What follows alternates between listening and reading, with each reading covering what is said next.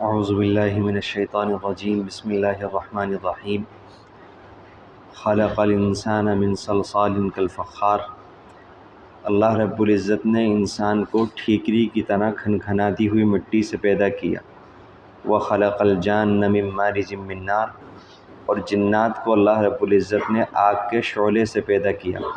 فبأي آلاء ربكما تكذبان، تو تم اپنے پروردگار کی کون کون سی نعمتوں کو جھٹلاؤ گے۔ یہ سورہ رحمان، اس سورت کو اللہ کے نبی صلی اللہ علیہ وسلم نے قرآن کی دلہن قرار دیا ہے۔ اس سورۃ الرحمن میں کچھ اللہ رب العزت نے ایسی تاثیر رکھی ہے کہ یہ ان مبارک صورتوں میں سے ایک صورت ہے کہ جس کی محبت ہر مسلمان کے دل میں پائی جاتی ہے۔ ایک عجیب قسم کا شوق ہے، یہ ان چیزوں میں سے ہے جو اللہ رب العزت نے بہت سی نعمتیں بالکل عام کی ہوئی ہیں، جیسا کہ رمضان کی محبت ہر مسلمان کے دل میں ہوتی ہے۔ کیسے بھی گنہگار سے گنہگار مسلمان ہو، لیکن جب رمضان کا مہینہ شروع ہوتا ہے، شروع ہونے سے پہلے جو نماز گزری ہے اس تک وہ غائب ہوتا ہے، اور چاند کے ہوتے ہی اچانک اس کے اندر ایسا انقلاب آتا ہے کہ کچھ نہ کچھ ہر کسی کے اندر تبدیلی آتی ہے۔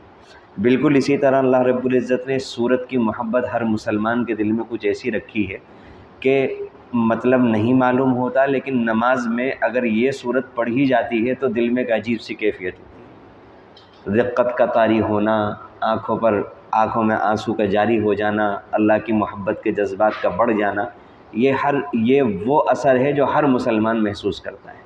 اور جب اس کا ترجمہ اور اس کی مختصر سی تفسیر ہمارے سامنے آئے تو کیا ہی اچھا ہو کہ ہم اس کو سارے دن اپنے ذہن میں دہراتے رہیں، چاہے ایک آیت ذہن میں بیٹھ جائے، چاہے 2 بیٹھ جائیں، چاہے 3 بیٹھ جائیں۔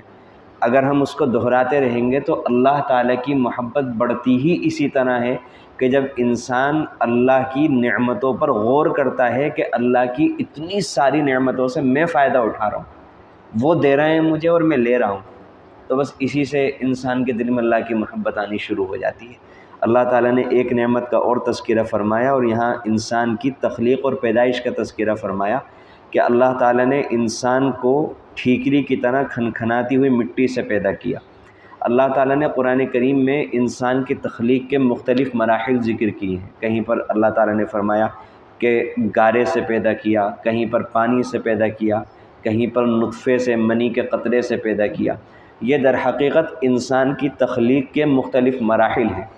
اللہ تعالیٰ نے سب بیان فرمایا کہ کیا مٹیریل لگا ہے، اس مٹیریل کو کس طریقے سے بنایا گیا ہے، پھر اس کے ساتھ کیا ہوا ہے، اس کے جو مختلف مراحل ہیں، پہلا یہ، دوسرا یہ، تیسرا یہ، چوتھا یہ، اللہ نے سب بیان فرمائے۔ ان باتوں کو بیان کرنے کے کچھ مقاصد ہیں۔ کیا مقصد ہے؟ پہلا مقصد یہ ہے کہ انسان اللہ کی قدرت کو پہچانے۔ کیا اللہ کی قدرت ہے کہ مٹی کیسی ہوتی ہے، اس کے اندر نہ خوشبو ہے نہ کوئی رنگ ہے۔ مٹی کے اندر سے اللہ تعالیٰ گلاب کا خوشبودار پھول نکالتے ہیں۔ جس مٹی کے اندر خود گلاب کی خوشبو نہیں ہے، اس مٹی سے گلاب کی خوشبو، جس مٹی کا خود گلابی کلر نہیں ہے، اس مٹی سے اللہ تعالیٰ گلاب کا کلر نکالتے ہیں، چمیلی کا پھول نکالتے ہیں، گیندے کا پھول نکالتے ہیں، اس مٹی سے کھجور جیسا میٹھا پھل اللہ تعالیٰ نکالتے ہیں، تربوز نکالتے ہیں، آم نکالتے ہیں، امرود نکالتے ہیں۔ کیا اللہ تعالیٰ کی قدرت ہے۔ اور اسی مٹی سے سب سے پہلے جو انسان کو اللہ تعالیٰ نے بنایا وہ مٹی سے بنایا۔ اسی طرح منی کا قطرہ جو بنتا ہے وہ بھی زمین کی غذاؤں سے تیار ہو کر کے ہی بنتا ہے۔ اس اعتبار سے بھی اللہ تعالیٰ نے انسان کو بھی مٹی سے ہی بنایا۔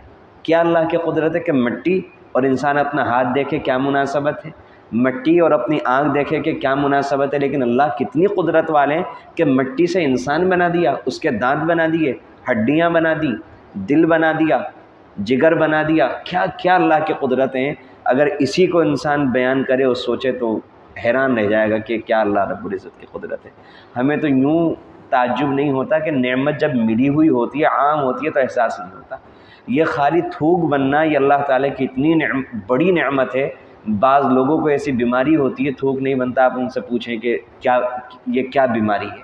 اگر انسان کے منہ میں تھوک نہ بنے تو زبان ایسی چپکے گی تالو سے کہ ہٹ نہیں سکتی، لیکن ہمیں معلوم ہی نہیں، کیونکہ اللہ تعالیٰ نے شروع سے یہ نظام بنایا ہے۔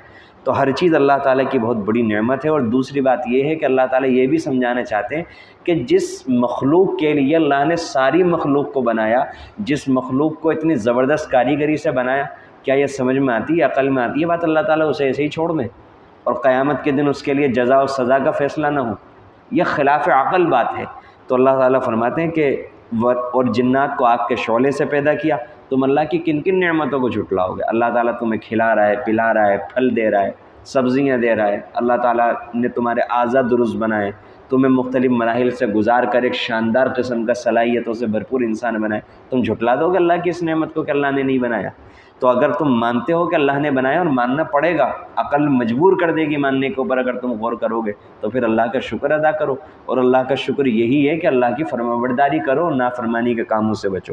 رب المشرقین و رب المغربین، دونوں مشرقوں کا رب ہے، دونوں مغربوں کا رب ہے۔ دو مشرقوں کا مطلب یہ ہے کہ سردی میں سورج پورب کے ایک حصے سے اگتا ہے اور گرمی میں اسی سمت کے دوسرے حصے سے اگتا ہے۔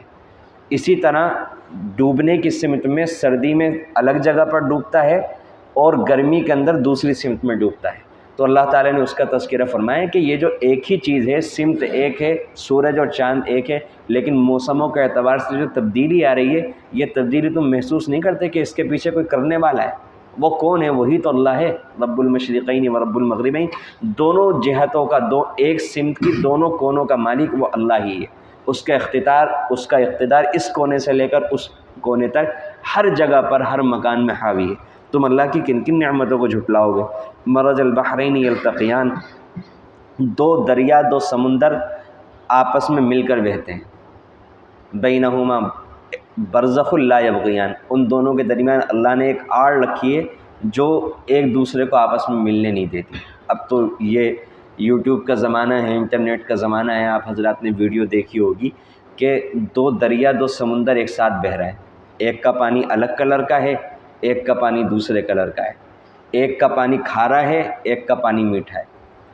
کیا یہ عجیب بات نہیں ہے کہ پانی جیسی باریک چیز، بہنے والی چیز، نرم چیز، وہ ایک دوسرے کے ساتھ مل کر کے بہہ رہی ہے اور ذائقہ الگ الگ؟ کتنی عجیب و غریب بات ہے کہ اگر یہ ایک ایک نعمت جو اس صورت میں بیان ہوئی ہے، اگر یہ انسان غور کر لے تو عقل حیران رہ جائے گی اور اللہ کی محبت بڑھ جائے گی۔ اور یہ وہ دلائل ہیں کہ جس سے سمجھ میں آتا ہے کہ ہم نے تو پیدائشی طور پر مانا ہے اللہ کو، لیکن یہ عقلی طور پر انسان کو مجبور کر دے کہ کوئی تو نظام ہے کہ ایک ہی سمندر کے اندر پانی کھارا اور میٹھا دونوں ساتھ ساتھ چل رہے ہیں، اور پانی جیسی سیال چیز ہونے کے باوجود مل نہیں پا رہا ہے۔ تو اللہ تعالیٰ فرماتے ہیں ان دونوں کے درمیان در حقیقت ہم نے ایک آڑ بنائی ہوئی ہے، جو آڑ تمہیں نہیں نظر آتی۔ اور آج سائنس جس نقطے پر پہنچی ہے اس سلسلے میں، اس کو بھی اسی بات سے تعبیر کیا جاتا ہے جس کو قرآن نے برزخ سے تعبیر کیا ہے، بینہما برزخ لا یبغیان۔ قرآن کریم کا موضوع سائنسی تحقیقات نہیں ہے، قرآن کریم کا موضوع تو ہدایت ہے، لیکن قرآن کریم جہاں پر کائنات کی چیزوں کی تحقیق میں اترتا ہے تو وہاں پر آج سائنس جہاں سالوں صدیوں کے بعد محنت کر کے پہنچی ہے، قرآن کریم بالکل اسی کو بیان کرتا ہے۔ اور جو قرآن کریم کی حقیقتیں سائنس کے خلاف نظر آتی ہیں تو سائنس ابھی پیچھے ہے، وہاں پہنچی نہیں ہے، آگے جا کر کے وہیں پر پہنچے گی، اس کے علاوہ کوئی اور چارہ کار نہیں ہوگا۔ فَبِأَيِّ آلَاءِ رَبِّكُمَا تُكَذِّبَانِ، تو تم اپنے پروردگار کی کون کون سی نعمتوں کو جھٹلاؤ گے؟ ان دونوں سے موتی اور مونگے برآمد ہوتے ہیں۔ اللہ تعالیٰ فرماتے ہیں جو کھارا اور میٹھا پانی ہوتا ہے، ان دونوں سے مل کر کے ان دونوں پانیوں سے اللہ تعالیٰ موتی نکال دیتے ہیں۔ کیا اللہ کی قدرت ہے! پانی سے اللہ تعالیٰ موتی مونگے نکال رہے ہیں، کتنے قیمتی! یہ اللہ تعالیٰ کی قدرت ہے، یہ اللہ تعالیٰ پیدا کرتے ہیں۔ فَبِأَيِّ آلَاءِ رَبِّكُمَا تُكَذِّبَانِ، تم اپنے پروردگار کی کون کون سی نعمتوں کو جھٹلاؤ گے؟ وَلَهُ الْجَوَارِ الْمُنشَآتُ فِي الْبَحْرِ كَالْأَعْلَامِ، اسی کے ہیں سمندر میں پہاڑوں کی طرح اٹھے ہوئے جہاز، کشتیاں۔ اللہ تعالیٰ کی کتنی بڑی قدرت ہے کہ اگر پانی کے اندر کسی بھی ہم وزنی چیز کو ڈالتے ہیں وہ ڈوب جاتی ہے، لیکن اتنے بڑے بڑے جہاز، اتنی بڑی بڑی کشتیاں چل رہی ہیں، وہ نہیں ڈوبتی۔ یہ اللہ تعالیٰ کی قدرت کا مظہر ہے کہ اللہ تعالیٰ نے لوگوں کی آسانی کے لیے، سامان کی منتقلی کے لیے، اور لوگوں کو ایک جگہ سے دوسری جگہ پہنچانے کے لیے یہ اللہ تعالیٰ نے انتظام فرمایا کہ اس کو ڈوبنے سے اللہ تعالیٰ نے محفوظ رکھ دیا۔ چاہے سائنس کی زبان میں اس نظام کو کچھ بھی کہا جا رہا ہے، لیکن اس نظام کو بنانے والے، اس نظام کو چلانے والے اور اس نظام کو قائم رکھنے والی وہ اللہ ہی کی ذات ہے۔ فَبِأَيِّ آلَاءِ رَبِّكُمَا تُكَذِّبَانِ، تم اپنے پروردگار کی کون کون سی نعمتوں کو جھٹلاؤ گے۔ کُلُّ مَنْ عَلَيْهَا فان، زمین پر جو کچھ ہے وہ سب فنا ہونے والا ہے۔ یہ ایک ایک آیت اتنی زبردست ہوتی ہے کہ سچی بات یہ ہے کہ یہ تو 8-10 منٹ ہی اس پر بات کرنی ہے، لیکن یہ ایک ایک آیت ایسی ہے کہ اس پہ 20-20 25-25 منٹ گفتگو ہو تو بھی کافی، کہ جتنی بھی چیزیں ہیں زمین پر، یہ بڑی بڑی بلڈنگیں، یہ بڑے بڑے منصوبے، بڑی بڑی فیکٹریاں، یہ ساری کے ساری یہ بالآخر یہ سب ختم ہونے والے ہیں۔ اگر انسان غور کر لے صرف اسی ایک آیت پر کہ میری ساری منصوبہ بندیاں، میری پلاننگ، میرے ارادے، میری تمنائیں، میرے جذبات، میری پابندیاں جو میں دوسروں پر لگاتا ہوں، میرا رعب، میرا دبدبہ، میری عزت، میرا نام، میرا اثر، میرا رسوخ، یہ سب ایک دن ختم ہونے والا ہے۔